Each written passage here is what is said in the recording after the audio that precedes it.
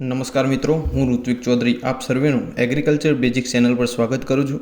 આજના વિડીયોમાં ખેતી મદદનીશ અને બીજ અધિકારી પરીક્ષા માટે અગાઉની પરીક્ષામાં પૂછાયેલા પ્રશ્નો વિશે ચર્ચા કરીશું. સૌપ્રથમ પહેલો ક્વેશ્ચન જોઈએ. ડાંગરની શ્રી પદ્ધતિમાં ખેતી કરવાથી સામાન્ય રીતે કેટલા ટકા પિયત પાણીનો બચાવ થાય છે? ઓપ્શન છે 60%, 40%, 75% કે 25%. ડાંગરની શ્રી પદ્ધતિમાં ખેતી કરવાથી 40% પાણીનો બચાવ થાય છે. ડાંગરની શ્રી પદ્ધતિમાં ખેતી કરવાથી 40% પિયત પાણીનો બચાવ થાય છે, માટે ઓપ્શન બી એ સાચો જવાબ છે. હવે જોઈએ બીજો ક્વેશ્ચન. કપાસની છેલ્લી વીણી પછી ખેતરમાં ઘેટા બકરા ચરાવવા એ નીચેના પૈકી કઈ જીવાતની સંકલિત વ્યવસ્થાપનની એક ભલામણ છે? ઓપ્શન છે ચૂસિયા પ્રકારની જીવાત, એફિડ્સ, ફોલ આર્મીવોર્મ કે પિંક બોલવર્મ.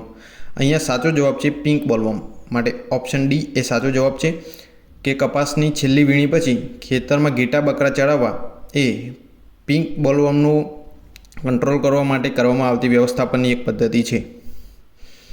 હવે જોઈએ ત્રીજો પ્રશ્ન. 1 હેક્ટર વિસ્તારમાં ડાંગરની રોપણી કરવા માટે કેટલા વિસ્તારમાં ધરુવાડિયું તૈયાર કરવું પડે? ઓપ્શન છે 1 હેક્ટરનો 10મો ભાગ, 1 હેક્ટરનો 3જો ભાગ, 1 હેક્ટરનો 5મો ભાગ કે 1 હેક્ટરનો 7મો ભાગ. અહીંયા સાચો જવાબ છે 1 હેક્ટરનો 10મો ભાગ, એટલે માટે ઓપ્શન એ સાચો જવાબ છે. 1 હેક્ટર વિસ્તારમાં ડાંગરની રોપણી કરવા માટે 1 હેક્ટરના 10મા ભાગ જેટલું ધરુવાડિયું તૈયાર કરવું પડે. હવે જોઈએ ચોથો ક્વેશ્ચન. 1918માં ડાંગરનો કરમોડી એટલે કે બ્લાસ્ટ રોગ કયા દેશમાંથી ભારતમાં પ્રવેશ પામેલો છે? ઓપ્શન છે જાવા, ઇંગ્લેન્ડ, શ્રીલંકા કે ફિલિપિન્સ. અહીંયા સાચો જવાબ છે શ્રીલંકા. 1918માં ડાંગરનો બ્લાસ્ટ રોગ ભારતમાં શ્રીલંકા દેશમાંથી ઇન્ટ્રોડ્યુસ થયેલો હોય તેવું નોંધાયેલ છે. હવે જોઈએ સોરઠ કિરણ એ કયા પાકની જાત છે? ઓપ્શન છે તલ, મગફળી, દિવેલા કે બાજરી. તો સોરઠ કિરણ એ મગફળીની એક જાત છે જે જૂનાગઢ એગ્રીકલ્ચર યુનિવર્સિટી દ્વારા 2019-20માં રિલીઝ કરવામાં આવેલી હતી. સોરઠ કિરણ એ સેમી સ્પ્રેડિંગ વેરાયટી છે અને આ વેરાયટીની મગફળીને પાકતા 120થી 125 દિવસ જેટલો સમયગાળો લાગે છે. હવે જોઈએ છઠ્ઠો ક્વેશ્ચન. ડાંગરનું ધરું કયા તત્વની ઉણપના કારણે પીળું પડે છે? અહીંયા તમે ફોટોમાં જોઈ શકો છો. આ ડાંગરનું ધરું પીળું પડેલું છે, તો આ કયા તત્વના કારણે પીળું પડેલું હોય? તો આમાં સાચો જવાબ છે લોહ તત્વના કારણે, માટે ઓપ્શન એ સાચો જવાબ છે.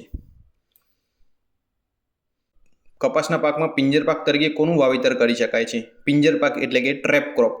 ઓપ્શન છે મગ, તુવેર, અડદ કે દિવેલા. તો કપાસના પાકમાં ટ્રેપ ક્રોપ એટલે કે પિંજર પાક તરીકે દિવેલાનું વાવેતર કરવામાં આવે છે. હવે જોઈએ 8મો પ્રશ્ન. ડાંગરનું આપણા દેશમાં રાષ્ટ્રીય કક્ષાનું સંશોધન કેન્દ્ર ક્યાં આવેલું છે? ઓપ્શન એ છે લખનઉ, બી કટક, સી ચેન્નઈ, ડી રાયપુર. તો અહીંયા સાચો જવાબ છે કટક, ઓડિશામાં રાષ્ટ્રીય કક્ષાનું સંશોધન કેન્દ્ર આવેલું છે. 9મો પ્રશ્ન. મગફળીની પાકમાં આવતી ટીક્કા અને ઘેરું રોગ એક સાથે નિયંત્રણ માટે કઈ દવા છંટકાવની ભલામણ છે? અહીંયા તમે જોઈ શકો છો ટીક્કા રોગ છે. તો ઓપ્શન છે મેન્કોઝેબ, કાર્બેન્ડાઝિમ, ક્લોરોથેનિલોલ કે બેનોમિલ. તો અહીંયા સાચો જવાબ છે ઓપ્શન સી, ક્લોરોથેલોનિલ દવા વાપરવાથી ટીક્કા અને ઘેરું રોગ એકસાથે નિયંત્રણ કરી શકાય છે. હવે જોઈએ 10મો પ્રશ્ન. મગફળીમાં તેલના કેટલા ટકા આવેલા હોય છે? 18-20%, 30-32%, 48-50% કે 60-62%. અહીંયા સાચો જવાબ છે મગફળીમાં 48-50% તેલ આવેલું હોય છે. હવે જોઈએ 11મો પ્રશ્ન. ઉનાળુ ઋતુમાં બાજરીના પાકમાં દાણાનું ઉત્પાદન ખરીફ ઋતુની સરખામણીમાં 2 ગણું વધારે આવે છે. તેના કારણો કયા કયા હોઈ શકે છે? તો ઓપ્શન એ છે ખેતી કાર્યો ધાર્યા મુજબ કરી શકાય છે. ઓપ્શન બી પિયત નિયંત્રણ કરી શકાય છે. ઓપ્શન સી રોગ જીવાતનો ઉપદ્રવ ઓછો થાય છે. કે ઓપ્શન ડી અહીં દર્શાવેલ ત્રણેય કારણો. તો આમાં સાચો જવાબ છે ઉપર દર્શાવેલ ત્રણેય કારણો.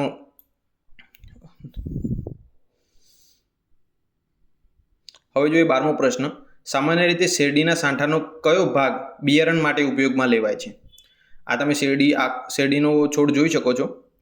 તેનો કયો ભાગ બિયારણ માટે ઉપયોગમાં લેવાય છે? ઓપ્શન છે નીચેનો 1/4 ભાગ, નીચેનો 1/3 ભાગથી 1/3 ભાગ, ટોચનો 1/4 ભાગ કે ટોચનો 1/3 ભાગ. તો અહીંયા સાચો જવાબ છે ટોચનો 1/3 ભાગ એ શેરડીના પાકમાં બિયારણ તરીકે ઉપયોગમાં લેવાય છે. હવે જોઈએ 13મો પ્રશ્ન.